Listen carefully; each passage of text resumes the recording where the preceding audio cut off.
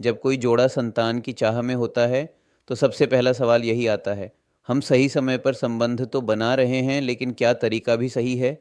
और फिर धीरे धीरे मन में यह भी सवाल उठता है, क्या गर्भधारण के लिए कोई खास पोजीशन होती है?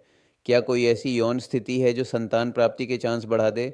चलिए, आज इस वीडियो में हम इसी सवाल का जवाब देंगे, विज्ञान के नज़रिए से, आयुर्वेदिक सोच से और सामान्य समझ के आधार पर भी।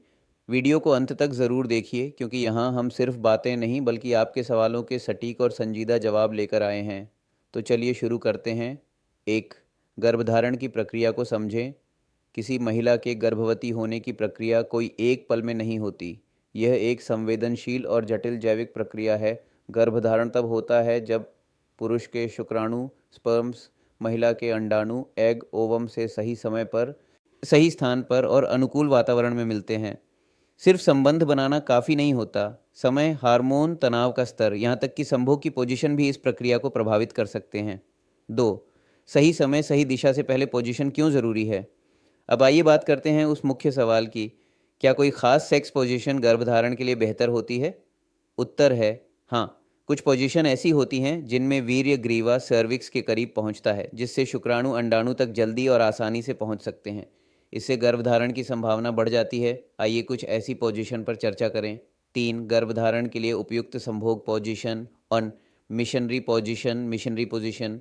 ये सबसे पारंपरिक पोजीशन मानी जाती है, जहां पुरुष ऊपर और महिला नीचे होती है। इसमें लिंग महिला की योनि में गहराई तक प्रवेश करता है, जिससे शुक्राणु ग्रीवा के करीब पहुंच जाते हैं। वैज्ञानिकों का भी मानना है कि यह पोज गर्भधारण के लिए श्रेष्ठ है। Two, doggy style. इस पोजीशन में महिला झुककर बैठती है और पुरुष पीछे से प्रवेश करता है। इससे लिंग और भी गहराई तक जाता है। ये पोजीशन उन महिलाओं के लिए उपयोगी मानी जाती है जिनकी गर्भाशय की स्थिति थोड़ा पीछे की ओर होती है। Three, side by side position. जब दोनों साथी एक तरफ लेटते हैं तो ये पोजीशन उन दंपतियों के लिए बेहतर है जहां थकान या पीठ दर्द जैसी समस्याएं होती हैं। इसमें भी वीर्य का स्त्राव धीरे धीरे होता है और योनि से बाहर निकलने की संभावना कम रहती है। Four, pillow support position, pillow under हिप्स। किसी भी पोजीशन में यदि महिला की कमर के नीचे तकिया रखा जाए तो योनि थोड़ा ऊपर उठती है। इससे वीर्य गर्भाशय की दिशा में बहाव करता है, जो गर्भधारण की संभावना को बढ़ाता है। चार, संभोग के बाद की सावधानियां, आफ्टर केयर। सिर्फ संभोग ही नहीं, संभोग के बाद महिला का व्यवहार भी काफ़ी महत्वपूर्ण होता है।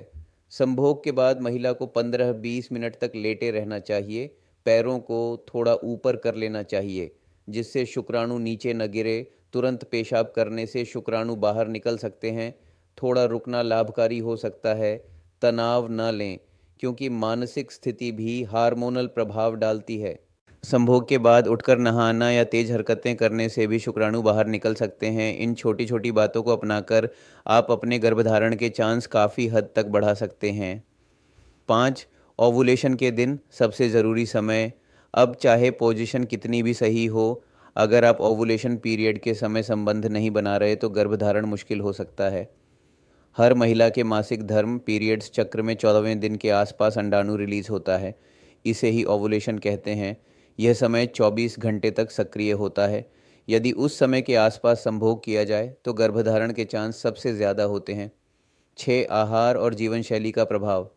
याद रखिए, सिर्फ पोजीशन से काम नहीं चलता, आपका खान पान और जीवन शैली भी उतनी ही ज़रूरी है। दोनों को हेल्दी डाइट लेनी चाहिए। धूम्रपान, शराब, नशे से दूर रहें। पुरुष को टाइट अंडरवियर से बचना चाहिए। मोबाइल को गोद में रखने से बचें, इससे स्पर्म क्वालिटी प्रभावित होती है। तनाव को दूर रखें। योग और मेडिटेशन फ़ायदेमंद हो सकते हैं। सिर्फ शरीर नहीं, मन को भी तैयार कीजिए, तभी संतान का स्वागत सच्चे दिल से कर सकेंगे। 7, किन पोजीशन से बचना चाहिए? कुछ पोजीशन ऐसी भी हैं जिनमें वीर्य बाहर निकलने की संभावना ज़्यादा होती है, जैसे महिला ऊपर। इसमें गुरुत्वाकर्षण के कारण वीर्य जल्दी बाहर आ सकता है। खड़े होकर संभोग करना, ज़्यादा उछल कूद या अत्यधिक मूवमेंट वाली पोजीशन, इनसे परहेज़ करें, खासकर जब आप गर्भधारण की कोशिश कर रहे हों। 8, कब डॉक्टर से सलाह लें? अगर आप 1 साल से नियमित प्रयास कर रहे हैं, सही पोजीशन, सही समय और हेल्दी लाइफस्टाइल अपनाकर भी गर्भधारण नहीं हो रहा, तो आपको किसी अच्छे फर्टिलिटी विशेषज्ञ से मिलना चाहिए। पुरुष की स्पर्म काउंट जांच करवाई जा सकती है। महिला के हार्मोन और अंडाणु की स्थिति देखी जा सकती है। दोनों के बीच कोई मेडिकल बाधा तो नहीं, ये भी पता लगाया जा सकता है। अंतिम बात, गर्भधारण कोई प्रतियोगिता नहीं, एक सुंदर यात्रा है। संतान प्राप्ति सिर्फ शरीर का नहीं, मन और आत्मा का भी मेल है। तो अगर आप भी इस यात्रा में हैं तो धैर्य रखें, खुद को समझें, एक दूसरे का साथ दें।